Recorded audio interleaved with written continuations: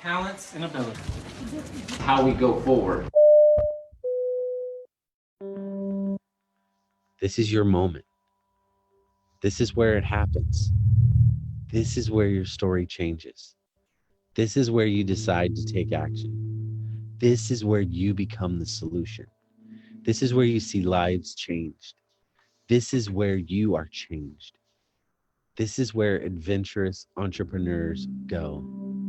Love people, go places, change lives. Let's get after it.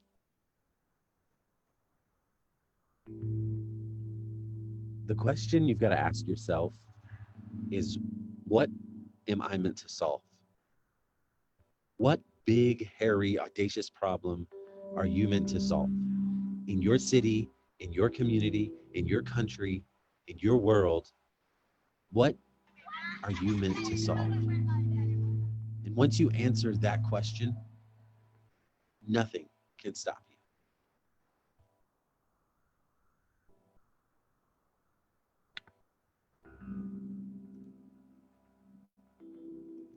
Hello, everybody. We're just getting started. If you're joining us on Facebook Live, share the post. We have 1 minute to get started. Get some coffee or tea and get comfortable. It's the IJ Show. Hey, everybody here in Zoom. If you're joining us live, we're about to go live with Don Larson from the Sunshine Nut Co. Share the link. Get comfortable. This is going to be nuts, and it's going to be awesome. Stay comfortable.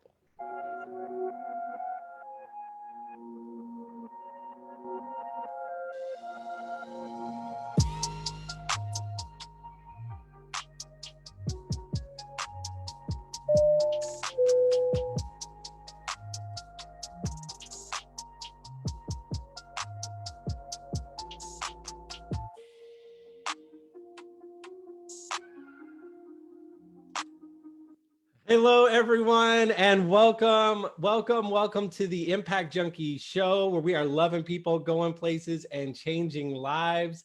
And we help you be the solution to the world's biggest, hairiest, most audacious problems. And today, this show is going to be nuts. It's actually going to be nuts because today we have Don Larson, the founder. He's an amazing, you're going to hear his story today. The founder of Sunshine Nut Co. Don, it's so good to have you here today. Great to be here, Philip. Thank you for inviting me. I actually have two versions of the nuts here with me. I have the premium whole roasted cashews, sugar and spice, which was sort of my nickname growing up. No, just kidding. Spark of Spices, that's more likely what my parents called me, but these are amazing. You can find them in your local store, but what's even more amazing about how good these are is the story behind this package. And so you're going to hear this beautiful story today. And really quick, off at the beginning, if you look at the back, you can go pick these up at your local store. At the top, it says, "Hope never tasted so good." Hope never tasted so good. But I love this and it tells the beautiful story, which we're going to talk about today. But at the bottom, it says, "To change the world, you have to be a little nuts." And I think so many impact junkies resonate with that line. And I love your focus on quality and your focus on impact. And your tagline here at the bottom, it says, "We make the world's best to make the world better." So it's so good to have you here, Don. This is such an exciting story. Thank you for joining us all the way in Mozambique, and we're all around the world, and we have folks joining us live from all parts of the world. But we're so glad to have you here. Tell us a little bit to get started before we dig into your story. Tell everyone a little bit about Sunshine Nut Co. and where you're at today. All right. Well, Sunshine Nut Co. was formed in 2011. My wife and I and my youngest child, boy, who was 13 at the time, moved to Mozambique. We literally sold everything we owned and jumped on a plane and moved to a place where we knew no one, to create a food company that would sell into the world's finest retailers using the crops of the smallholder farmers, transforming those crops into a fine food product. So that's what we've done with Sunshine Nut Company. It took a few years to get up and running, given the hardships of getting things working here. But we now are supplying in all 50 states of the US, most of the premium retailers, and we're now entering into Europe, Asia, Africa, possibly the Middle East here shortly. So things are going well for us. I love it. And you may have seen Don, you may have seen his TED Talk, which is amazing. You need to go watch his TED Talk where he tells a bit more about the story. And he opens with this powerful story that involves AK-47s. And it's amazing. He's also on QVC, which is another really interesting thing you can watch. And there's documentaries. There's so many films out there. If you look up Don Larson, you're going to see so many clips and films about what they're doing. I encourage you to get more plugged in to what's happening with Sunshine Nut Co. But before we, man, and I'm going to have some more of these if that's okay while you talk. But before we get to the Sunshine Nut Co, and we'll come back to that. One of the things we focus on a lot as Impact Junkies is understanding our passion, purpose, and calling. And we say it starts with you. Before you go out and start a big businesses can better understand the problem, it needs to start with you. And I know you have such a beautiful story, and I'm so fortunate to have been able to spend some time with you to hear bits and pieces of it. But I know it's going to be inspiring to others. Don was also the head of cocoa, director of cocoa for Hershey's chocolate company. Yeah, that Hershey's. And he started one of the largest processing plants in the United States, if not the world, for chocolate producing. He went around the world, negotiated, worked with local farmers, all these things. So he has this beautiful credibility that you're going to hear about, but it's also connected with his passion and this beautiful moment where he says, as so many raise their hand and say, am I doing the most that I can with what I've been given? So Don, can you kind of take us, let's dive into your story a little bit. I know there's some highlights we want to pull out, but kind of walk us through your journey, how you ended up here. Yeah, so it started, I was a hard-charging executive. I spent a lot of time in the food industry, was a graduate of Penn State University, industrial engineering, got me into RCA to do electronics, and then I went into the meat industry for a little while. But most of my career was at Hershey Chocolate as kind of a turnaround specialist. So people joked because I had a different job every year with whatever was helplessly broken. They would send me to turn it around. I just thrived on that. And, I didn't have any idea I'd be doing this. I had no inclination, no real desire, but God knows what your future is. And so everything that I've done over my career, I'm now applying to this calling in my life. So it was very interesting. I bought all the cocoa. It was a job I was actually forced into, the director of cocoa operations, which was to buy the cocoa, to go and do fundamental analysis in West Africa, to outsource cocoa processing, which the 100-year-old Hershey factory was being shut down, and then to arrange for the physical contracts with the companies. And so that got me into Africa. And, I didn't have too good of a time there. It was rough. People, I was a very important person, so they had to shuttle me around and protect me. And I'm like, this is crazy. But what I saw was people that had everything around them that allowing them to thrive. They could thrive in life. And yet, the opportunity wasn't there for a myriad of circumstances. I came back home, and about a year later, I was negotiating with a company that we were trying to get on board, build a state-of-the-art factory, and they couldn't get it done. So they asked me, because I had a lot of experience building factories, to come on board and be the acting CEO. So I did that, and it was a nightmare, but we got it up and running. We had to do a lot of very tough things that were done before, so I had to correct a lot of things. And got it up and running, and then they sold it. without me knowing about it. You know, I left a great career at Hershey to go to have a great career, which I thought at this company. But I think their intention was to sell it off to the largest chocolate maker in the world out of Switzerland. So I was left really demotivated. And I'm like, I'm done with corporate America. At that time, I had a faith that kept growing, but I sensed God wanted me to just completely surrender. So I did that, and I thought I'd be a pastor. I entered into seminary, and I started to do all these missions type projects. And everyone was worried about me because I spent like 2 years just somewhat of a monk, just enjoying an intimacy and going further. And so that's when I got a clear calling that quite abruptly was not what I was expecting, which was almost audible: build food factories in third world nations to bring lasting economic transformation, and even name it sunshine. So when you get something like that that enters into you when you're so far off from that stream of thought, then you pay attention. And so I have followed that guidance, and I just see so many wonderful things coming into place. And enough so that we sold off everything and moved to Mozambique, you know, left 2 of our children at home, our family, friends, you know, everything, and headed here to Mozambique. But in the process, and I think, Philip, you had said something about it, me telling about the journey to that point. Well, there's so many interesting, like, I want to dig into cocoa production and the processing. I'm so interested in all of that, which we don't have complete time for. We'll have to do another session, but I definitely, one of the things we talk about are God nods and these moments that sort of spark, and you were just starting to get at it there. I know there are some moments in your story where, you know, you felt those God nods or that pulling, like, I have this expertise and this experience, and even I've tried some things and the doors have closed, but I feel like there's something more I need to be doing.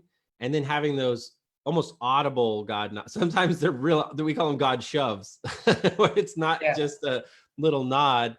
You mentioned some, I know I've heard you talk about at a table where, you know, you're going to hear something in 10 seconds, you're going to hear something, or this moment you shared. And I'd love to hear you tell this story about this marble hallway and walking out this marble hallway and everyone's saying, you're crazy. What are you doing? You're throwing it all away. And in fact, you think you just found it.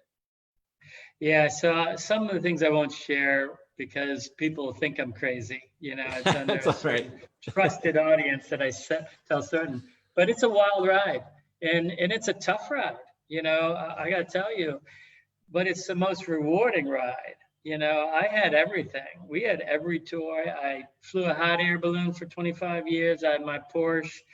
You know, I had just about every toy: street bikes, dirt bikes, campers, everything, house with a pool, and, you know, mainline Philadelphia. And none of that brought fulfillment. And the moment that I was available, you know, because I chose my direction, but at this point I was like, I don't know what I'm going to do. I had a lot of job offers or a lot of requests. So I went into Campbell's Soup Company, and I had a friend who was a vice president there. He set up meetings immediately. I didn't even have a resume, I don't think. And within days, I was in front of all the executives. And at the end of the day, they promised to create a senior VP position. And they said, can you take 3, 4, 5 months off until we get around to hiring you? And I'm like, I would be so happy to do that, you know, because I was planning that anyway. And during that time off, I surrendered to the Lord. And I did it in a very, you know, somewhere, I have a writing where I did it, and it was in a hotel room in the middle of winter down at the beach. No one was around. And I prayed all night, and it was the first time I tangibly felt God in the room. And from that point on, everything has kind of taken a back seat of the world, and I've just followed God. And one of the times that, you know, when Campbell's finally got around to calling me, it's like 4 or 5 months in, you know, it's January, February. I took the call and I said, I'm not interested, you know, and they're like, what? We just went through a whole bunch of things. And they said, come in and talk to us. And so I went in and talked to them, and basically they were telling me about the different things that they wanted me to do, which was to create excellence at Campbell's.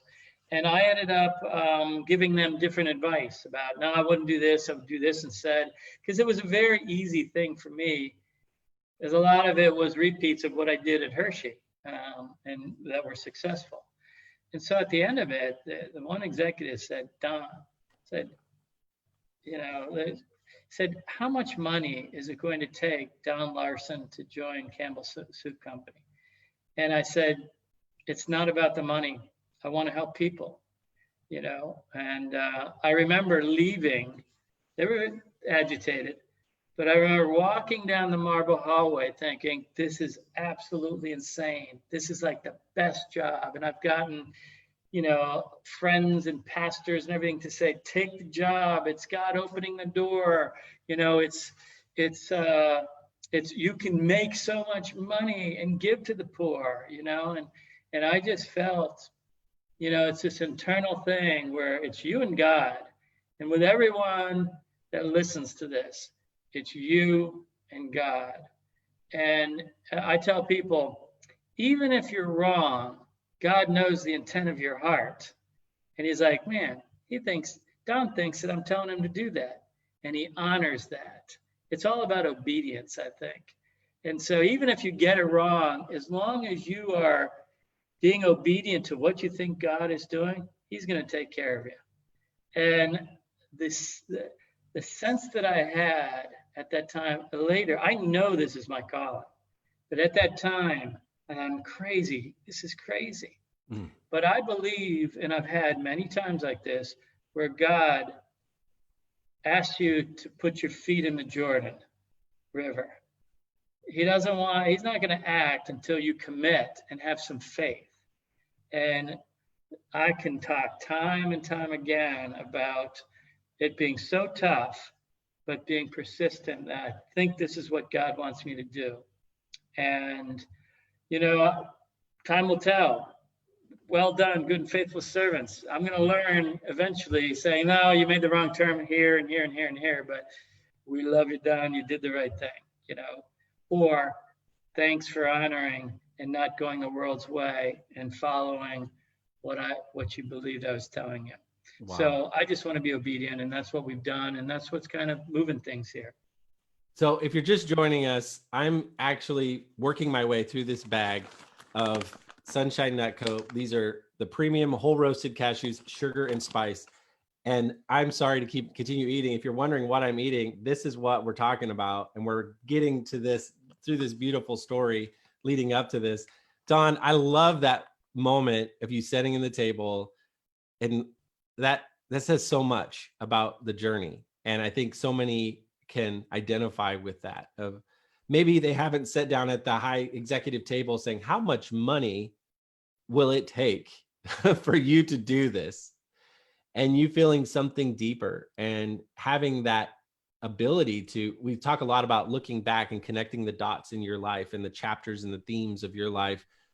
And you had that time to reflect before just chasing whatever comes your way or following, realizing, no, wait, if there's something deeper I'm feeling and I feel called to, and recognizing that. And in that, it's such a pivotal scene in your movie, in your story, sitting at that table. And then I love the visual of you walking out of that, down the fancy marble hallway, saying, you're crazy, Don. What are you doing? Even in your own mind, a little tinge of, am I crazy for doing this? But at the same time, feeling that heart has been, your heart and that divine hand has been guiding you all along. I think that's and you know, and if you think about what was Jesus enticed with, if you only bow down to me, I'll give you the world, you know. And it's funny how when you follow after God, how much your life takes on biblical aspects, you know. And I'm marveling. I mean, I didn't, when I developed the business model, and I did that after getting that calling, You know, it was like, there's some wild stories behind that, by the way. Yeah, let's I'm going to dig into that. Okay. Well, Which, so let's talk about loving people and the next step. Okay, so you walk out the hallway, and so how do you end up in Mozambique? How do you end up with cashews? Like, yeah, there's a lot of questions here. How did you kind of start better understanding the needs in the region and all of that? so I spent a lot of time just go out in the woods, you know, learning to hear God's voice. I mean, there's definitely, you know, you talk about understanding your design and your, you know, who you are is a big part of Impact Junkies. Well, I was part of an effort. We sold in a program to NFL to life coach the football players, you know, to say, what are you going to do after you're done playing? And we're looking, you know, we had movie meetings with John and Mara, I'm sorry, of the New York Giants. And we had a lot of other meetings, but I pulled away from that. But one of the tools was this tool designed to understand your passions in life. It's called SEMA, System for Identifying Motivated Abilities. I went through that program and they gave me a 30-page document and it was all about myself. And it was amazing to see, and they bring you back to your childhood. And for me, I realized I'm the same way I was when I was a little kid. And, you know, my wife's an elementary school teacher. She's like, well, any elementary school teacher can tell you that even the kindergartners that come in, and some, you know, like to gather people around. They'll be a great politician. Some like to nurture. They'll be a great doctor. Some like to teach, you know, and these are not programmed in your environment. These are innate things. And so, so we had, you know, with that, I went off and I was going to do a program to do that as a ministry. And I got God saying, you're not going to do that. You know, you're going to do that in the future. But now I have a strategic assignment I'm going to give you that's so ideally suited to the way you're designed that you're going to be successful. And then you'll have a forum to talk about this foundation for life. And I got this calling, and in obedience, I built out this business model as a pastor. I had no inkling or level of greed. I'm going to make a lot of money. I was like, okay, I'm going to help people. So it's going to involve smallholder farmers. The profits I'll give to the poor, the widowed, and the orphans. So we've developed sunshine houses where we pair up widows with 3 to 4 orphans. We buy a home, put them into the home, create a family, send the kids to private school. The widows, while the kids are at school, take care of 12 to 15 of the neediest neighborhood children in the village, you know, and we just have wonderful programs. But it's what we've developed is this all-encompassing, holistic approach to helping poverty and getting people out, not by, you know, handouts or dependency or anything, but, you know, by independence and, you know, earning the pride of a paycheck, employment, opportunity, transformation, you know. And that's why in the TED Talk, I go into a quadruple bottom line business model where everything we do has a fourth component, which is transformation. Everything we're looking, how do we transform people's lives to make them flourish and to bring them into dignity and, you know, a sense of they're fulfilling their calling in life. So I love that's that. kind of what we're doing. I love, there was a story you shared of saying the farmer, looking around Mozambique and saying the farmers, there was so much training. I think it was something of, they don't need more farming training. They need access to a market, right? Or something along those lines. Yeah. I think, talk us through sort of how you both looking around from that perspective of how do we open up a market for these farmers, to understanding the needs of the orphan and the widows and what was currently existing. And I love that quadruple, you know, connecting multiple market problems and seeing like there's a need here and there's a need here for the farming and for the economics.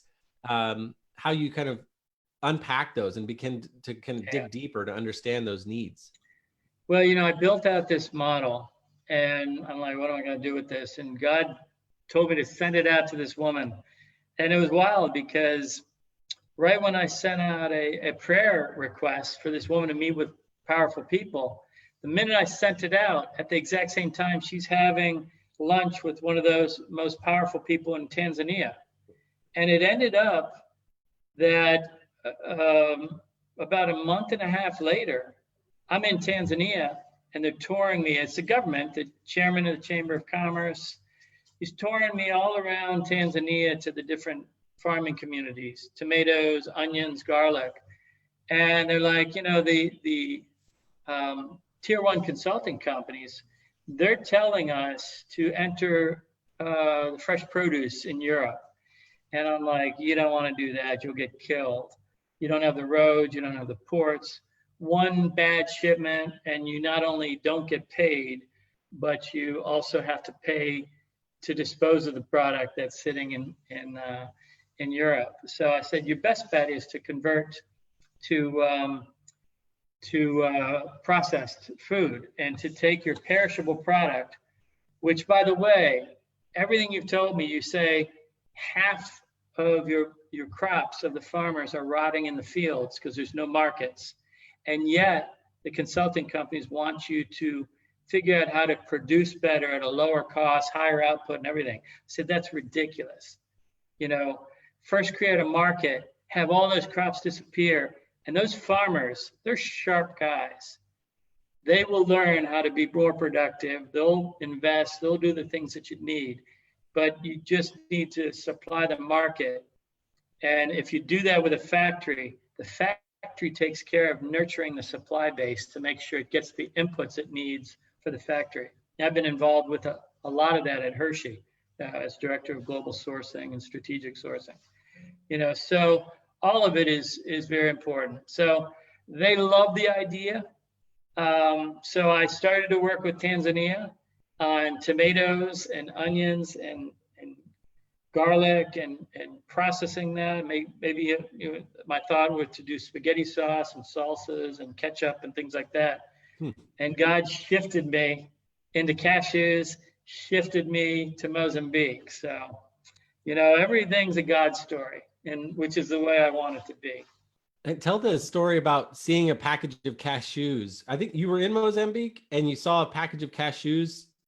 Yeah. That said produced in Portugal or roasted. Well, this is a story all over Africa, and it is a telltale sign of why things need to change. So, you know, when I get up, I'm asked to speak on a lot of different panels. The one that I like is the Financial Times of London comes in. They do a conference every year. I've been invited to it for 2 years. They don't have it this year because of COVID. But I sit on the panel, and all the ministers of Mozambique are out there and a bunch of important people.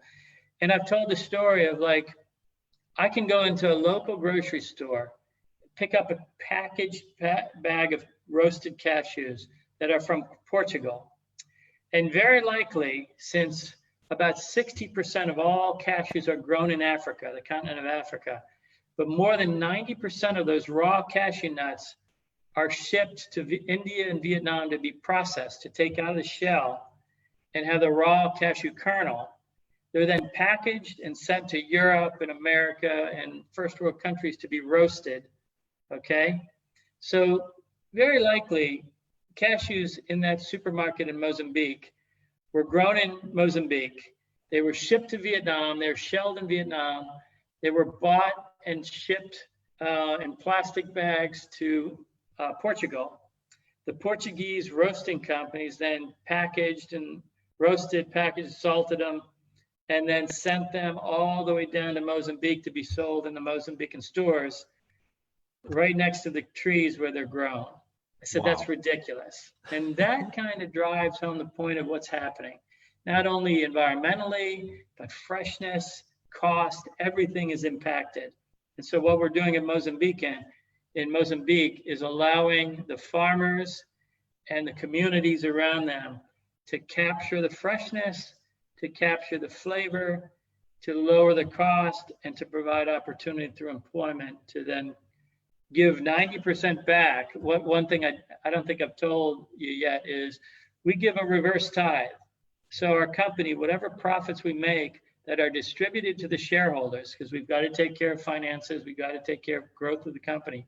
But any distribution, 90% of reverse tithe is given back to take care of the poor, widowed, and orphaned in Mozambique. So. Wow. I want to talk about that as well, and how you kind of discovered this impact model, if you will, of working with the orphans and understanding that side of the need as well. But I love how you broke down what seems so, when you explain it that way, it seems so obvious and seems so simple that, oh, well, in order to do an impact business, you have to, it's really hard. And it's like, you have to, it's really complicated, or so what happens a lot of times, there are entrepreneurs and business leaders and executives like yourself have like, well, it's easy to just turn off your brain and just throw money back. Like you had said, even you had that offer of like, well, I'll just make a bunch of money and then kind of throw it back. But by going in with your expertise and your skill set and your background, you could see something there, an opportunity that was so simple, really. And when you explain it, it seems simple, and really exposes a problem. And kind of going back to these first principles of like, if we're, not just wanting to help change lives, but genuinely wanting a better product, a fresher tasting nut, and that's grown and sourced and can be packaged, and also thinking about how can we impact the country and the local community at the same time. I think that's fantastic. That's wonderful. Yeah. You know what? You touched on a very important subject that is somewhat taboo, which is the charity topic. And I shared the stage with Bob Lupton, who wrote Toxic Charity and Charity Detox and all. Good books. And I didn't know him before. We were doing a SAT talk, and you can look that up. I think I did one in 2017. But it was like a TED talk, but we went on stage, and Bob's been fighting. Hey, charity makes things in many cases more difficult, and so throwing money at things is not the solution. We see that all the time here in Mozambique. The buildup of dependence and handouts and entitlement. If you give something to someone, they have no worth, and they go into despair, adversity, feeling of worthlessness and failure and all that, versus giving them a job, coming alongside of them, training them, bringing them into the fullness of flourishing, So what we're trying to do with the business model and with the company, and the company is an engine of transformation. The company base provides so many other things to be able to happen. But we replace dependence with independence, handouts with hand-ups, entitlement with earning the pride of a paycheck, despair with hope, adversity with opportunity, stagnation with transformation, worthlessness, we put in dignity, and then failure we replace with excellence. And so that's why you're tasting that great product there.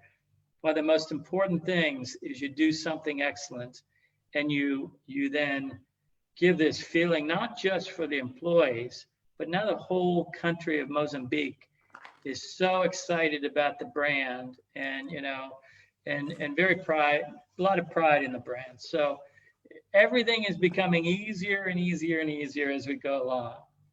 And these taste great, and I don't have to say the Sunshine Nutco nuts. These are the sugar and spice, and I'm loving this.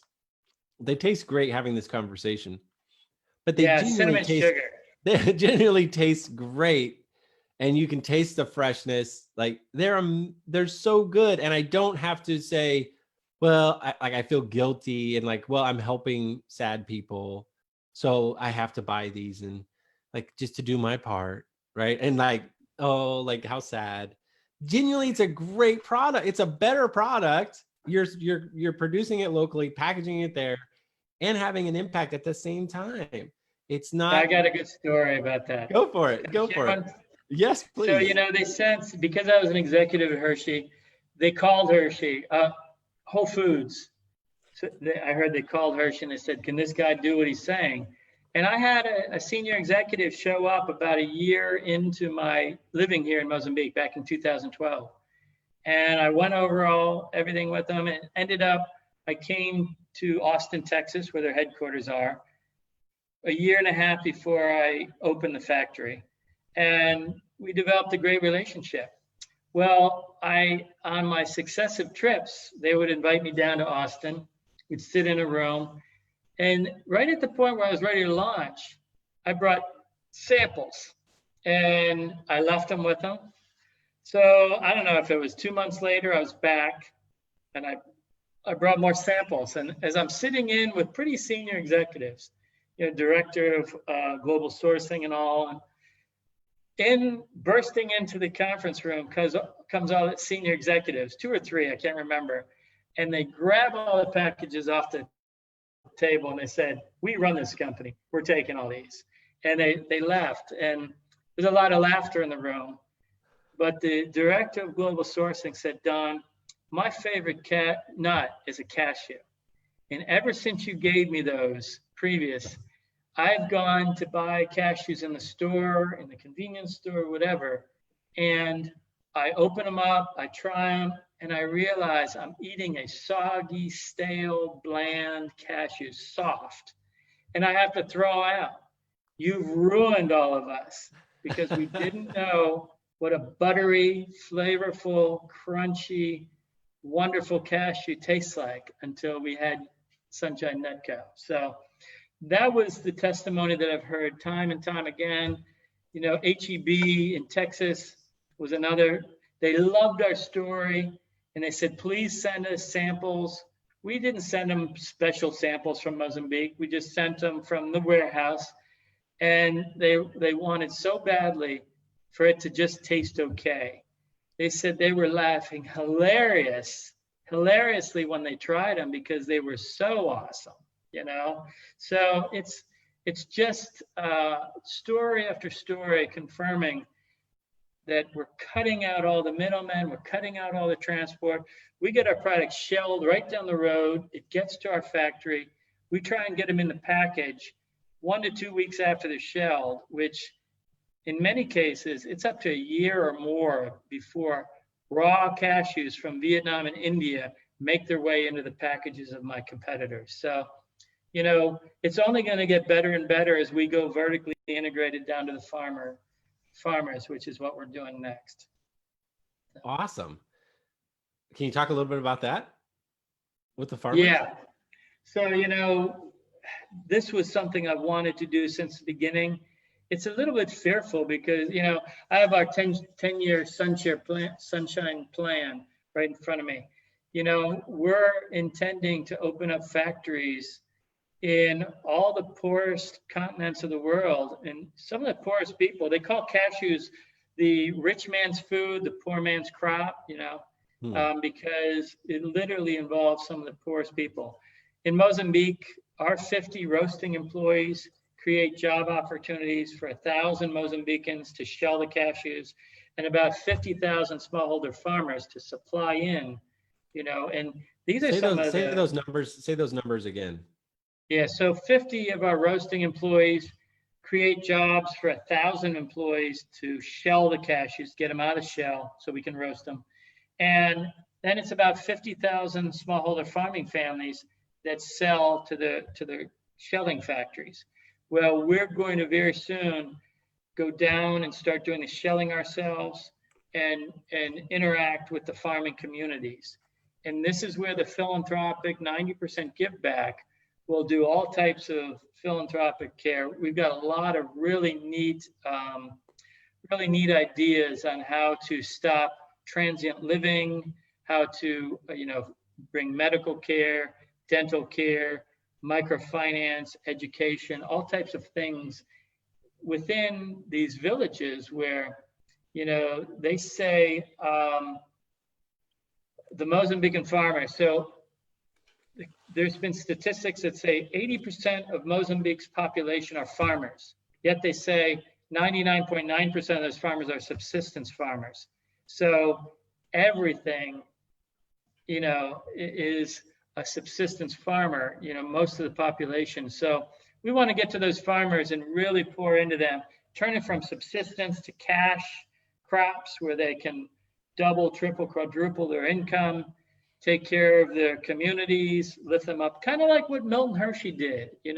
I'm just following somewhat of a Milton Hershey model of taking care of their community, taking care of orphans, and just bringing it to sub-Saharan Africa. So everything from the past God uses to bring into your calling and destiny. I love it. It's a really neat So aspect. let's just recap. So your expertise, your passion, purpose, and calling, all the skills you learn as well along the way, contributing to where you are now. You walked out of that marble hallway, saying, this is a little crazy, hearing all these voices saying, what are you doing? But feeling that drive that it's hard to put into words. And we have these jumping ceremonies in Impact Junkie where people make that jump, whether it's a career change or this job why am I doing this? This is not what I'm meant to do, to really connecting that passion, purpose, and calling. And that led you to uproot, move to Mozambique, which seems like a wild jump from Pennsylvania, right? To Mozambique, and then to hear the thousands and thousands of lives and families that are being impacted. It's just such a beautiful story to have it rooted in your own personal journey and your expertise. And you could say, it's just a nut, like, what's the big deal, right? But when you realize the impact that can come from that, it's amazing. And I know we haven't even really talked about the which you have here on the package to tell the poor and the orphaned. I know we've been talking about the farmer side of it, and I love how you're continuing to this day. We talk about this honest curiosity to learn, never saying like, well, we figured it out, we solved the problem. If you say that, you're probably working on too small of a problem, or you don't actually understand what you're doing or what you're trying to solve. And I love how you're taking us on this journey of you're continuing trying to tweak the model and improve and expand and find how can we also do this and add more and more layers on top of it. That's like the triple black belt entrepreneur we talk about. Like, this is the most exciting type of entrepreneurship to solve these big problems. But also, if you could take us on with the orphan and the widow, and how you kind of also started unpacking that side and realizing we could add that into our model as well. I know you have some really beautiful stories, and there's beautiful videos I've seen of some of these actual individuals that you have on the website and on YouTube. But maybe you can kind of talk us through that journey, as well as how you, obviously the farming and the economic side of it, there's so much there, but also this side about the orphans and the widows, and how you kind of started these homes, and talk us through that. Yeah, very quick. I'm going to point to a story. When I first started Hershey, I went in to do my first project. It was to introduce cookies and mint, chocolate bar, and everything. And I took it to senior executives.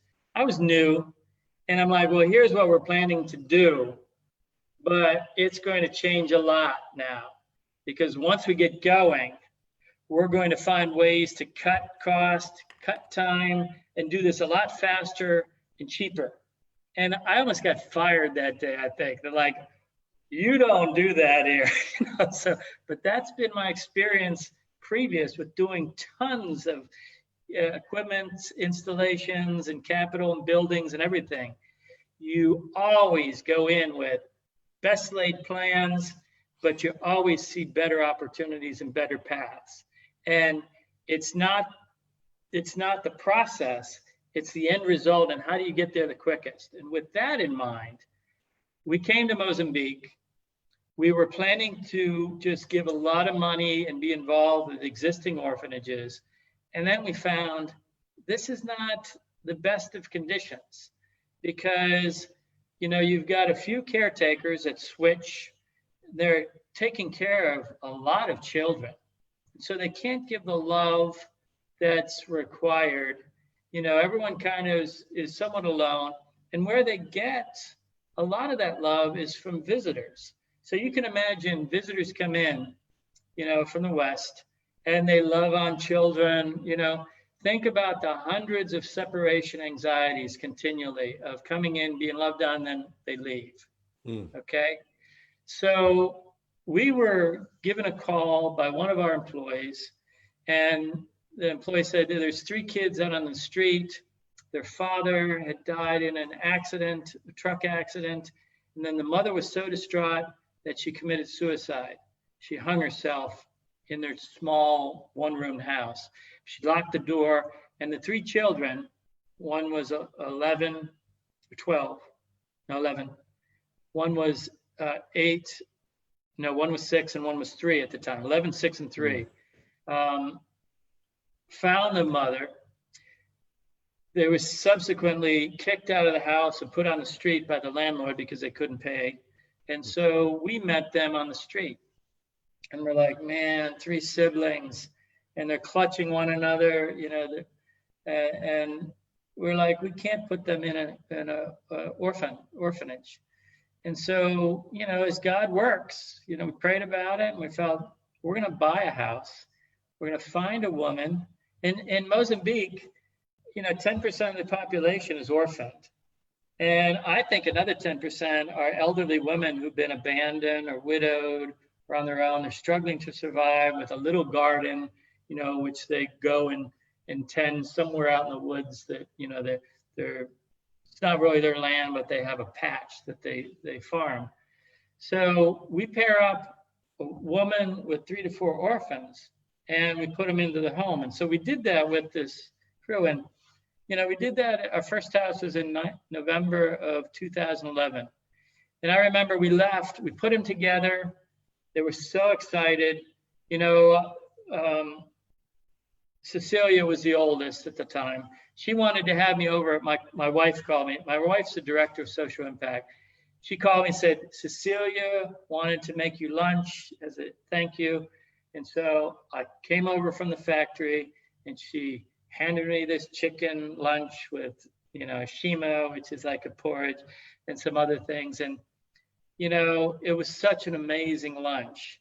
Then we went away for Christmas back to the US to see our kids. And when we came back, we went to the house and Cecilia came up and she grabbed a hold of me and she wouldn't let go. And it was, I'm going to say, a 1-2 minute hug. And I realized at that moment, I can get emotional thinking about this. There's so many such emotional points in our story. But it made me realize just what we're doing here. And that story is starting to repeat itself. And now Cecilia, 1% of children in Mozambique graduate grade 12. Cecilia just graduated from one of the best private schools, grade 12, is now in university. She wants to now become a lawyer. She wants to help us in the foundation to grow the concept, because she's probably the perfect example that she can share with the world, but also share with the children, share with the widows, to make this really thrive. And so we're looking and putting in hundreds of sunshine houses all over the country and hopefully all over the world one day. But we have a ton of stories that are tearjerkers, you know, it's good stuff. Wow. That's so powerful. And I love the story, how it's tied to this idea of sustainability. And obviously, you know, you've seen the worst example. There's terrible stories when there's emergency and you know, you have to do something. You see these 3 orphans. I mean, this story you just shared, I'm going to be digesting that for a while, but you see that and you have to do something immediately. There is an emergency. And I love how you didn't stop there or keep just an emergency mindset, but you said, how can we make this sustainable, have a development approach and approaching it that way from, let's not just give fish or not even just teach fish, but empower them to do more. Yeah, you know, it's the key to this. If you just hit on the quadruple bottom line business model, which we call the sunshine approach. You know, you've got the financial, it's got to be sustainable, it's got to provide employment and everything. Then environmentally, you know, we're cutting out so many middlemen, transport. thousands of miles, to get back. But then the third component is social. And social is your typical bottom line, triple bottom line. And social is where, Tom's Shoes, buy a pair, we'll give a pair for free. Soapbox soap, buy a bar of soap, we'll give a bar for free. So there's all types of things. Campbell's Soup has a soup kitchen, they provide soup. That's the social aspect where people are taken care of. But then we felt there was a fourth component. And God, after I came up with this, it was the funniest thing, is a woman prayed for me and she kept saying, I'm praying for you, but all I keep getting is the word quadruple. And I had asked God for a sign that I'm on the right track, about quadruple. And she's like, all I keep getting is quadruple. And she was trying to interpret what that meant. I'm like, don't worry about it. I understand. Me and God, we understand. That was a good reinforcement. But the transformational element is where it's not designed to give. It's designed to, how do we take someone and make them flourish? So when doctors, we had a Forbes magazine article written, so we got a lot of calls, and doctors wanted to come in. I'm like, hey, we don't want you taking care of people. We want you paired up along the doctors here in Mozambique and creating the opportunity for the doctors to have further training, relationships, supplies, whatever. The teachers come in. This is our 4th year of doing a teacher program. We don't want you teaching kids. So we've paired them up with all the schools surrounding our factory where they do a day of training, sometimes 2 days, for each school, where they train the teachers on how to become better teachers. And they're starving. The teachers are starving for more education, more steps and the ability to control your classroom. And by the way, the doctors and the teachers, they learn tons. When you have 20 kids, 25, 30 kids in a US classroom, you go to someone who has 60 to 80 kids under a tree outside, you learn quite different circumstances, but there are things that people can understand. So the transformational element is very, very important. I think that is beautiful. And that's what we're all trying to strive for, is never feeling like, okay, I gave a pair of shoes or I donated my time and I solved it, but continuing to challenge ourselves to say there's got to be more and a better way. If we truly say we love people and we want to help, I think so many of us start with that, that desire to, I want to do something. I see a need, or I see an injustice, or I see a problem. And so you have this genuine heart to want to help. And I think one of the things you are doing, and we're trying so hard as Impact Junkie as well, is to help people realize first, well, you may not be helping first, and worse, you could actually be part of the problem if you're not careful, by creating dependency, or what's going to, instead of helping them figure out how to build their own shoe factories, or like you're saying, helping become your own farmers with your own market, and to help expand that, we could actually be contributing to the problem. And so this constant drive to try to push harder, and to always say, is it slowly becoming about us wanting to feel good solely? Which that's a big part of it. You do get fulfillment, but how are we ensuring what we set out to do? So we say we love people. How are we not harming them in the process, right?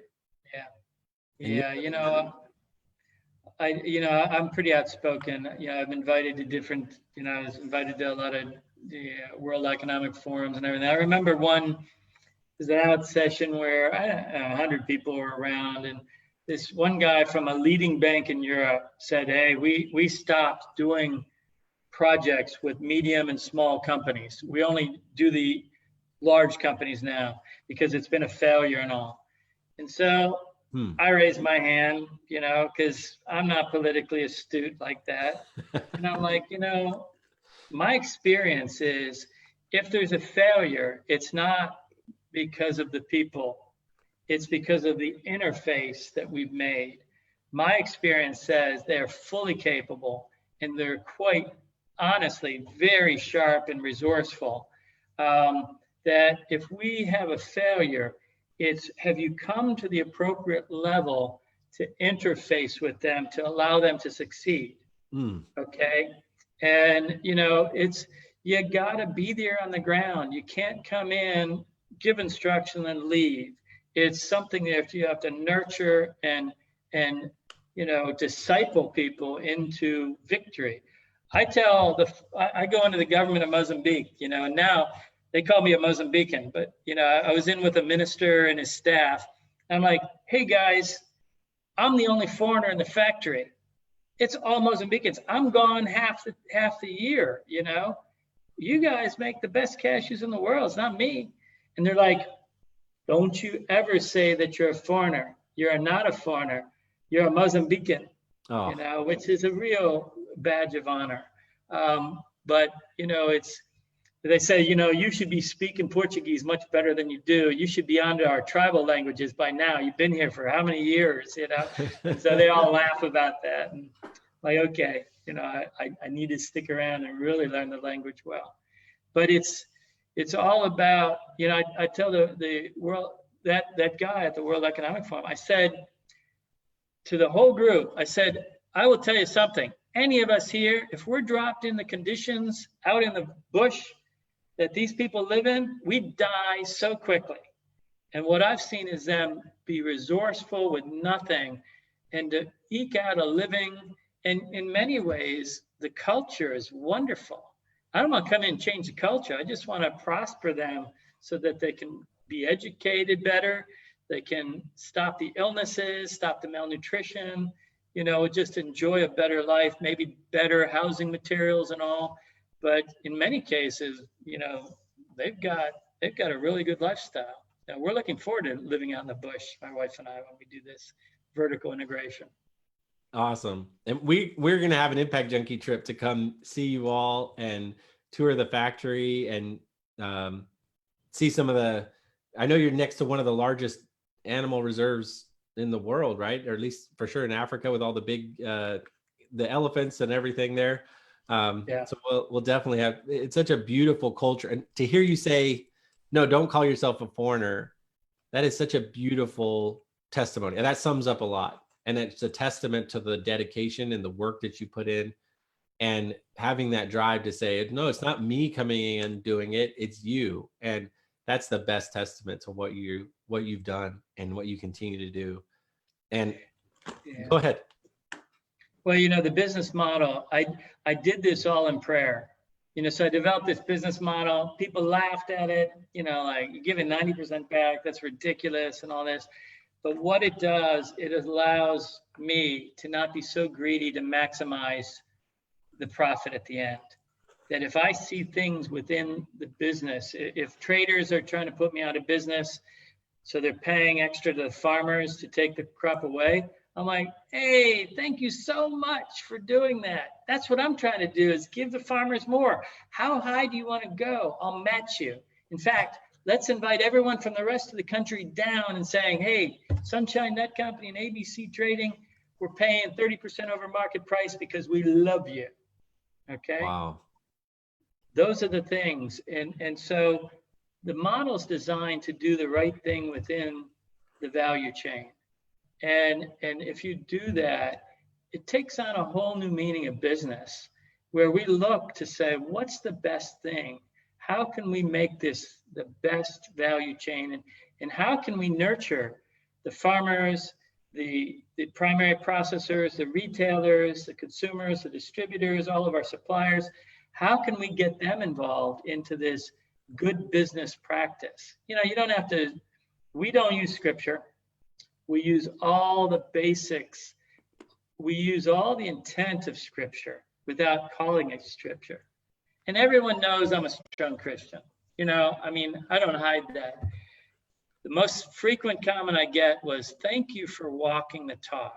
Thank you for demonstrating God's love. And all of them, they know God's heart, they know God's intentions, and living that out is probably the best testimony that I've found, because it drags people in to a desire to want to be a disciple of Jesus and a follower and an obedient, because Jesus said in John 10:10, The devil came to steal, kill, and destroy. I've come to give you an abundant life.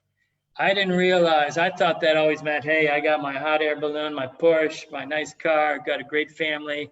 God is really blessing me with an abundant life. I don't think that's it at all.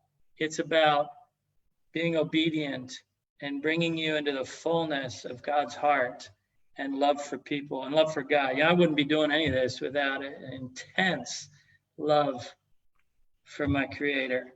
That's why I sold everything off. It wasn't to go do things for Mozambique. It was just say, you want me to do that? Sounds pretty crazy. I say that every day about this is crazy. But I wouldn't want to be on any other journey other than the one God intended me to be on. Wow. Beautiful. I think it sums up here. To change the world, you have to be a little nuts. That's what it says. Yeah. And you're living it. That's your wake-up call every day. But it's the most rewarding, the most exciting journey to be on as well. And I from a business standpoint, I love, it's almost like this idea of eliminating competition. There is no competition. If you're focused on solving a big problem in the world, you say, that's great. If you're going to help solve the problem, let's do it together. And it sort of changes this, like everybody's fighting for this small piece of a pie. It expands and opens it up to say, like, that's great. We need more because it's all about solving this big problem. And in turn, that lifts all boats. I love the way you. It's not only just, it's everyone around the world. I won a UN award down at the there was a Special Olympics right after the Olympics in Rio. And it was the United Nations, a couple of United Nations groups and the Religious Freedom and Business Foundation out of DC. And they paid for Terry and I to come. And I'm like, free trip? Sure. They're wining, dining us all over. But, I share my testimony there. I've been at a world leaders meeting in Cascais, Portugal. And it's always the role of religion in business. And so I've shared the stage with direct descendant of Confucius, Muslim, Mormon, Hindu, atheist, and we sit and share our testimonies, and then we go around during the week. But I will tell you, there's nothing more kind of joining together than to go after the poor, the widowed, the orphaned, and all. And I've had such wonderful engagements with every religion, and that's what I think it's meant to be. It's, hey, drop the proselytizing, demonstrate God's heart, and you bring people into a common objective that we can all agree upon and all get along with and all share. It's been a wonderful experience of pure peace. Jesus is the Prince of Peace. What did he say? Hey, love your neighbor, love your enemy, love everything. And, you do that and it breaks down barriers and gets to the heart of what's really important. Would that we could all act out, live it out, not just talk it out, but live it out. And you're a great example of that and inspiring, Don, for all you're doing. And I would love to have another session with your wife. I think it would be so great to hear her side and to kind of dig into her view of some of this as well. I know there'll be much more, but thank you so much for your time. And everyone in the chat is asking for nuts now. They're all hungry watching me eat these wonderful Sunshine Nuts. So go out and get some Sunshine Nut Co. cashews. Tell all the different flavors and roasts that you have. All right, so we have plain, we have salted, we have herbed, which is a wonderful mix. I developed these formulas in my Mozambican kitchen. And people are like, what gourmet chef prepared these? I'm like, no, it was done in an afternoon when I had some pressure on by a supermarket to introduce this into South Africa. But herbed and spark of spices is a peri peri, which is a hot, but it's got garlic in there. It's got some nice flavors to balance out. And then we have sugar and spice is our latest, because every woman in my life, I think, said you need to come out with a cinnamon sugar cashew.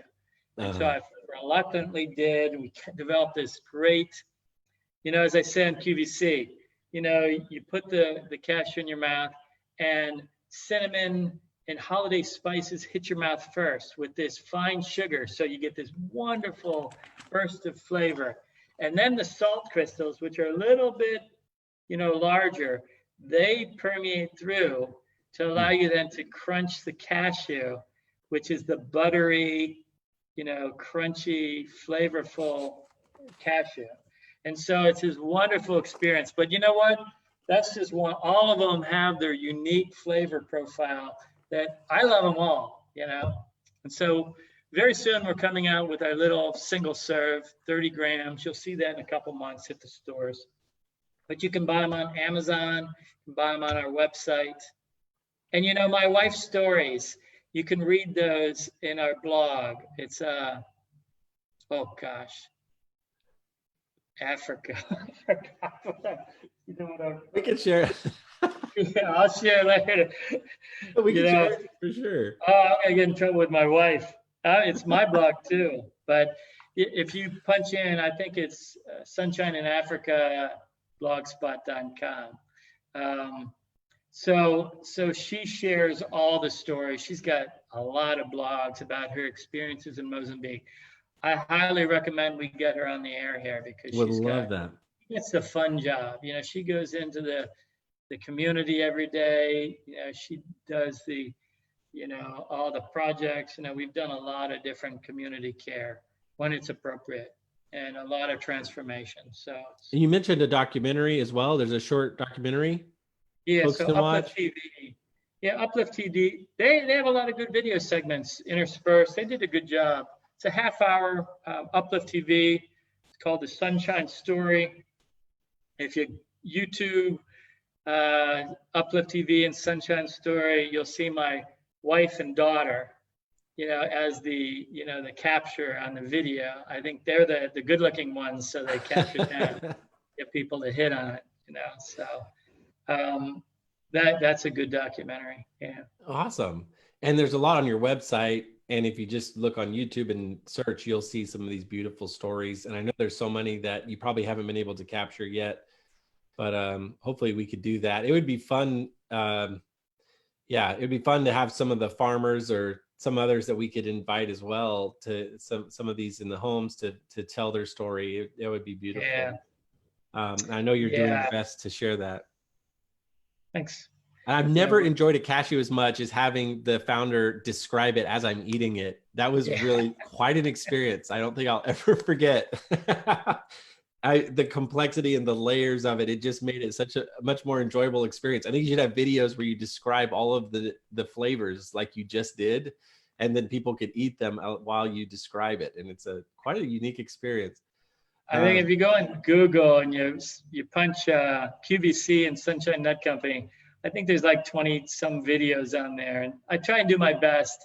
It's live, it's 10 million people watching, anything can happen. So some of them I've done pretty good. Some not so good, but hey. Yeah. Next time we're going to dig into your QVC. That is so interesting. I think a lot of people would love to hear what that experience is like. It's an experience. I know we are going to have some questions for members that are here in the Zoom live. And I know we've got some joining us on Facebook Live. So we're going to cut off the stream and go into Q&A. But before we do that, I want to say thank you again, Don, for sharing your beautiful story with us, being so willing to do that, and being so vulnerable, because it helps so many other people to hear not just the wonderful end. It seems so clear, right? When hearing sort of this part of the story where it's like, oh, of course, it perfectly makes sense. But when you're going through it, it's not that easy. And I know you've had to make these difficult decisions and these big steps of faith into the darkness or into the fog. And it's not quite so clear, but being driven by something deeper, and to leverage that expertise that you have the packaging, the production, the processing, and having the vision for the future. That's so inspiring, and we're going to continue to learn from and hopefully be part of this story together. And I believe it's just these characters sort of coming together in a story, and I look forward to seeing where this journey goes together. So thank you again. I did want to leave with a question for impact junkies who may not be as far along on their journey, or maybe they're interested in food processing in their country. I know we have folks joining us from all different places. Maybe some advice you may give from that perspective, or from someone who's trying to find their passion, purpose, and calling, or someone who's maybe, managed a large fund or had a business or been an executive and are looking for that purpose. Maybe some tips or advice you may give to those sort of going through their own journey. Yeah, I would say the key is have an intense, wonderful relationship with your creator. That allows everything else to happen with ease. Now, having said that, it's a difficult journey. And, anyone in the Bible you read, and it's a difficult journey for them, but that's a journey of refinement, and it's an honor. I'm not the person I was. I had to be stripped off and refined, and all the dredge, I think they call it, taken out, and I got a long way to go. But where I am now to where I was when I moved here is remarkable, and I look forward to continuing on this journey, because when you're following God, He refines you in order for you to take it into the next step, next level, and everything. So one of the things I would say is have an excellent product, whether it's a food, whether it's a consumer good, whatever. Have an excellent product, because it's hard to get into retail. It's hard to do things. So when I sat in a coffee shop developing the Sunshine Approach business model, it was a Christian coffee shop in the first fair trade community in America, Media, Pennsylvania. I sat there and I looked at all these chocolate bars that you pay $5 for, and they taste like wax, only to do good for people. And I'm like, I am not going to have a product that tastes horrible that people will pay for just to do good. It's going to be outstanding. And I'm going to try and do it a way that it's competitive, if not a winning competitively in the marketplace. And so be excellent in what you do. If you're on the journey with God, it's not going to involve greed, because He'll break that right out of you, and He's looking to have everyone thrive. And so when I see people thrive, I feel God's pleasure. And there's nothing better in the world than feeling that feeling of maybe an early, well done, good and faithful servant, but I will take 1,000 of those in short, amounts, because there's no better feeling in the world. So make sure it's your calling, get the experience before you do it. Make sure that your motives are correct, and understand that it's not going to be an easy journey, but there's count it pure joy when you face trials and tribulations. I love how you just compared your life journey to basically, it was like an analogy of the food processing. It's like taking a rough, hard shell on it. You have to peel the shell away, the processing, scraping away. It may just be the way your brain works, but I think there's something beautiful there, that while you're doing this processing and developing these factories, that you yourself are also going through this process. Yeah, and so you could take that one step further is, well, this process resolves in nuts, because this is nuts. But next, I'd like to do chocolate, because I've managed some of the best chocolate factories, and I also built the largest cocoa processing factory. So at the end of that process, we're going to have something really sweet, so the future is going to look really sweet. How's that? I love it.